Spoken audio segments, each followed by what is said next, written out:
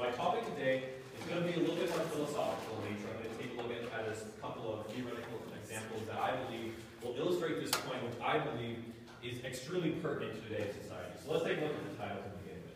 Actualization to apathy, the rise and fall of civilizations. And I understand that initially this title may seem a little bit intimidating, so both for your sake and my sake, let's go ahead and break this down piece by piece. So let's start with actualization. So what is actualization? According to, if you could mind go ahead and thanks, Aaron. So according to Abraham Maslow, according to the famed humanist psychologist Abraham Maslow, actualization is the achievement of the four prerequisites to the achievement of the optimization of the self. In other words, self-actualization is the point in a person's personal development when they have achieved the maximum personal potential of an individual. In today's talk, I would like to apply this definition not to the individual, but rather to society as a whole. In other words, could it be possible for a society as a whole to achieve actualization, for the individuals within the society to optimize themselves and ultimately create the best version of the society possible? So let's go ahead and look at apathy. So what is apathy? According to the Merriam-Webster dictionary, apathy is a lack of interest or concern. And on this slide, you may notice that I've emboldened the word concern. And the reason for this is I believe that a lack of concern is one of the chief determinants in the future success of our society. In today's society, we're so often plagued by this certain level of apathy, of a certain level of ignorance, of this just failure to recognize the various threats and dangers that are simply put staring us directly in the face. So this is the definition that we're going to go ahead and be looking at today. So you're not going to. Okay, so the objective of today's talk is, could it be possible for a society to overdevelop, to actualize, to achieve its optimal point of development to a point where its future success is put in jeopardy, whether by a certain level of ignorance, apathy, or other factors that could prevent us from recognizing the dangers and threats that are occurring within our society today. So to answer this hypothesis, this question, I want to take a really quick analysis of two specific examples that I believe clearly illustrate this point and this threat of actualization to apathy. So let's start with a more philosophical and theoretical example in Ray Bradbury's dystopian novel, Fahrenheit 451. After we have completed this analysis, I want to go ahead and look at a more practical example in America today, and specifically the threats in the Middle East and how these dangers are directly staring us in our face, but so often the individuals within our society are failing to take into account these threats. So let's start with Ray Bradbury's Fahrenheit 451. So Ray Bradbury's Fahrenheit 451. Written in 1953, 8 years after the end of World War II, this novel conducts an examination into the impact of intellectual apathy not only within individuals in society, but also on the society as a whole. The protagonist of our story is Guy Montag, who manages to escape this ignorance, this bond that has kept him chained to the conformity of society for such a long time, only to find a society crippled by apathy. The society of Fahrenheit 451 is at war, and this is one of the key components of the novel that I want to take a really, really deep look at in today's talk. The bombers, we might go back to the Alright, so the society of Fahrenheit 451 is at war. Bombers are constantly heard as a reminder of this fact, but so often throughout the novel, the individuals within the society are expressing apathy and are failing to recognize this threat.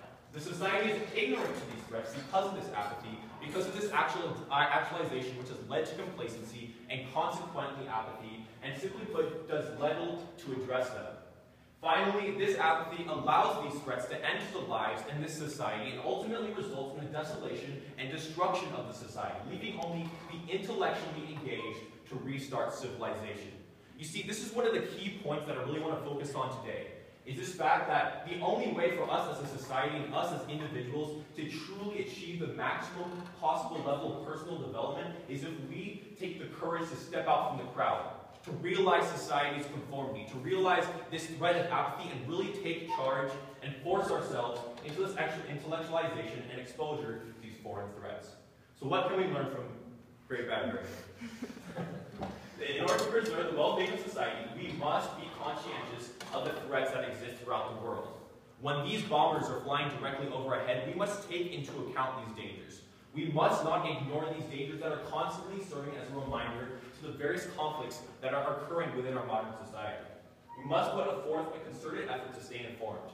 We need to be the Guy Montags of this world. We cannot stay back and stay with the herd of conformity that currently defines us as an international community. So let's go ahead and look at a more practical example in America today. So these are a couple of statistics that I really want to quickly read off to you that I think really illustrate the threat of this apathy within our society today. So 29% of citizens cannot name the vice president. 74% of citizens cannot identify the reason for the United States engagement in the Cold War, arguably one of the most important conflicts in our modern history.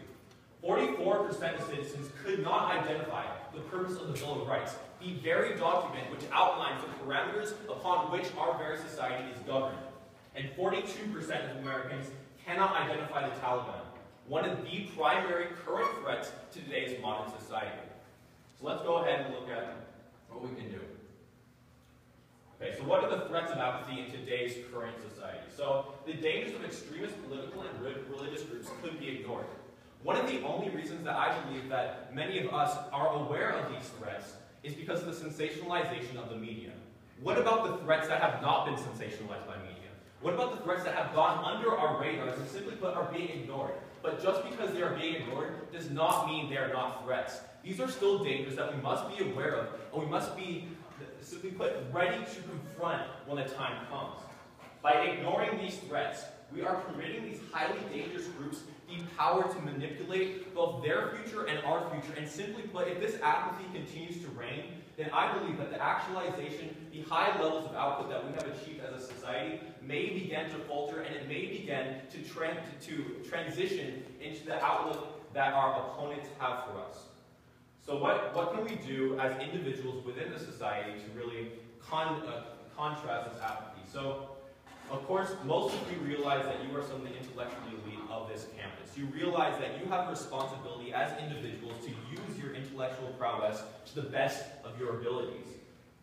With these gifts, you must be able to take a more proactive approach to how you view and engage with the world. We must make time throughout our everydays to make sure that we are aware of these threats, that we are aware of these dangers, because if we do not, then we may not exist in a few several years because of this ignorance of these threats. Instead of maybe spending so much time on social media, instead of maybe spending so much time doing other things that maybe we would consider frivolous, we might want to take even just a few minutes out of our day just to really examine the world around us and realize this threat of apathy.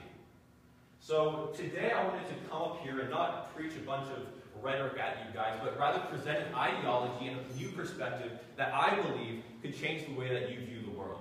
So hopefully the topics and the outlines that are presented to you today do not intimidate you, but rather inspire you to take a more proactive approach in how you view and engage with the world around you. Thank you.